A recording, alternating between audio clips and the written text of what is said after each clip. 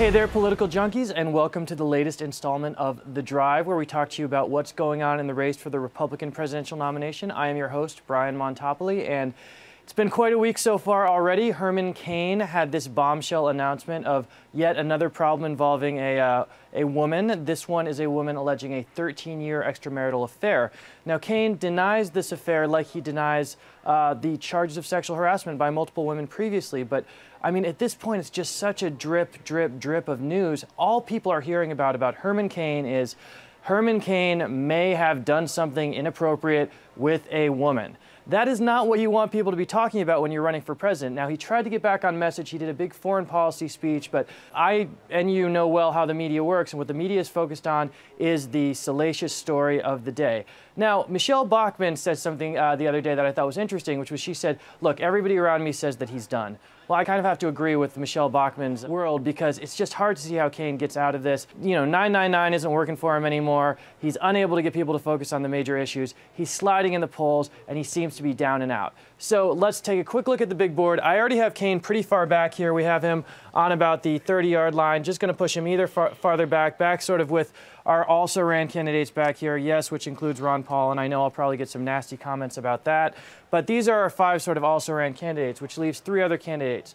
Rick Perry, who's really struggling, and then Newt Gingrich and Mitt Romney. Let's talk about Newt Gingrich. If you want to look at who benefits from Cain's slide, it has to be Gingrich. I mean, Gingrich is the guy who's right now polling about even with Romney, or perhaps ahead of him, and who seems to be the guy with the best chance of consolidating this anti-Romney conservative position, which is kind of shocking, A, because his campaign was such a disaster to start, and B, because he has a lot of the same issues that Romney and Cain have, right? This is a guy who supported the individual mandate. It's a guy who's admitted an extramarital affair, not just been accused of one. A guy who took a lot of money from Freddie Mac, which is a big boogeyman. I mean, you know, cap and trade with Nancy Pelosi, all sorts of things, but for whatever reason, Gingrich doesn't get stuck with these things the way that Romney and Cain do. I think it has something to do with the fact that he's so professorial in these debates and just sort of seems so sort of in control that a lot of these issues that stick to a guy like Romney, who sort of reads more like a politician, don't stick to Gingrich. So it's been interesting to see what happens with that.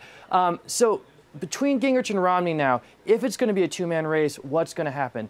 If it narrows down like this, you got to think Gingrich is looking pretty good, because Romney, despite not screwing anything up, despite running the steady campaign for about 5 years at this point, can't get out of the 25% range, right? Well, if the anti-Romney candidate consolidates as Gingrich instead of being split between, say, Perry, Gingrich, and Cain, well, there's 75% out there for him to take, right? So we don't know what's going to happen with Romney. I still think Romney is probably going to be the nominee. And if you look at the polls from December of 2007, Rudy Giuliani was at the top of the polls. Can't read too much into the polls at this point. Romney is still our favorite, but Gingrich, if he can consolidate this vote and Cain's waffling, perhaps dropping out, is really going to help him, that is excellent news for Gingrich. A two-man race could be Newt Gingrich's race to win, and that is a shocking development in light of who the candidate is and where his campaign was just a few months ago. I'm Brian Montopoli for The Drive. Thank you so much for being with us, and we will see you next time.